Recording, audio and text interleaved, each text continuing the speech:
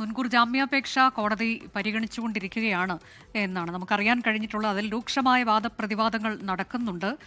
Prosecution പറയുന്നത് പോലീസിന്റെ 11 നിർദ്ദേശങ്ങളും ടി.വി.കെ ലംഘിച്ചു എന്നതാണ്. അതാണ് അപകടത്തിന് കാരണമായത് എന്ന് പറയുന്നു. ആളുകൾ ICUവിൽ കഴിയുന്ന സാഹചര്യം നിലവിൽ ഉണ്ട്, ഇപ്പോഴും അതുണ്ട്.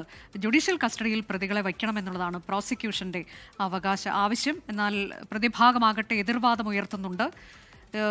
ഇത്തരം കാര്യങ്ങൾ കോടതിയിൽ നിന്നും നമുക്ക് വരുന്നുണ്ട്. മതിയഴകനും പൗൺരാജ് അവരുടെ ജാമ്യാപേക്ഷയിലാണ് വാദം ഇപ്പോൾ തുടരുന്നത്. ആരെയും കുറ്റക്കാരായി കാണരുത്, കമ്മീഷൻ റിപ്പോർട്ട് വരാതെ എന്ന മറുഭാഗം വാദം ഉന്നയിക്കുകയാണ്. അതുവരെ ആരെയും അറസ്റ്റ് ചെയ്യാൻ പാടില്ല എന്ന് പറയുകയാണ്.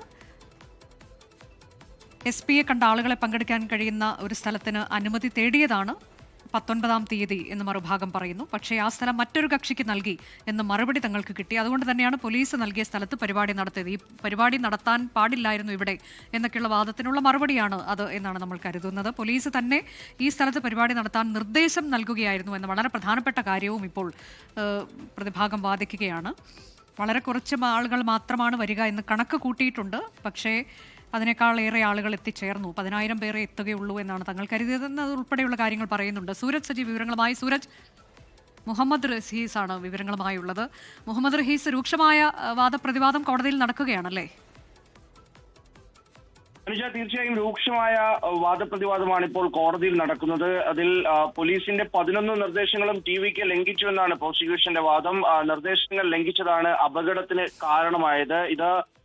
ഈ നിർദ്ദേശം ലംഘിച്ചതിന്റെ ഭാഗമായിട്ട് തന്നെയാണ് ഇവരെ അറസ്റ്റ് ചെയ്തിരിക്കുന്നതും. അപ്പോൾ സ്വാഭാവികമായിട്ടും അപേക്ഷ നൽകിയത് ഈ ഒരു പരിപാടിക്ക് വേണ്ടിയിട്ട് പോലീസിനെ സമീപിച്ചത് ഈ നേതാക്കളാണ് ഇപ്പോൾ അറസ്റ്റിലായി ഇവരെ ഇപ്പോൾ കോടതിയിൽ ഹാജരാക്കിയിരിക്കുന്നത്. അതിൽ പോലീസ് പറയുന്നതനുസരിച്ച് ഇപ്പോഴും ആളുകൾ ICUവിൽ കഴിയുന്നുണ്ട്. പ്രതികളെ ജുഡീഷ്യൽ കസ്റ്റഡിയിൽ വെക്കണം എന്നുള്ള ആവശ്യം മുന്നോട്ട് വെക്കുകയാണ് പ്രോസിക്യൂഷൻ. എന്നാൽ പ്രതിഭാഗം എതിർ വാദം ഉയർത്തുന്നുമുണ്ട്.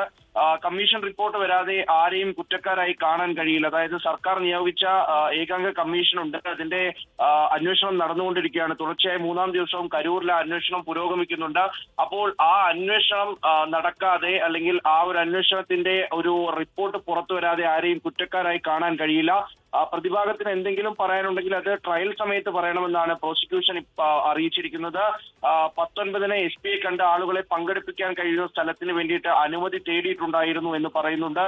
എന്നാൽ ആ സ്ഥലം മറ്റൊരു കക്ഷിക്ക് നൽകിയെന്നാണ് ടി.വി.കെ പറയുന്നത്. അതായത് നേരത്തെ എടപ്പാടി പളനിസ്വാമി അവിടെ ആണ് റാലി നടത്തിയിരുന്നത്. അപ്പോൾ ആ സ്ഥലമൊക്കെയും മറ്റൊരു കക്ഷിക്ക് വേണ്ടിയാണ് നൽകിയത്. അതുകൊണ്ട് തന്നെ പോലീസ് നൽകിയ സ്ഥലത്ത് പരിപാടി നടത്തേണ്ടി വന്നു. തങ്ങൾ ആവശ്യപ്പെട്ട സ്ഥലത്ത് പരിപാടി നടത്താൻ അനുമതി നൽകിയില്ല എന്നുള്ള വാദം ഇപ്പോൾ പ്രതിഭാഗം ഉന്നയിക്കുകയാണ്. ടി.വി.കെക്ക് വേണ്ടി ഹാജരായ അഭിഭാഷകർ ഉന്നയിക്കുകയാണ്.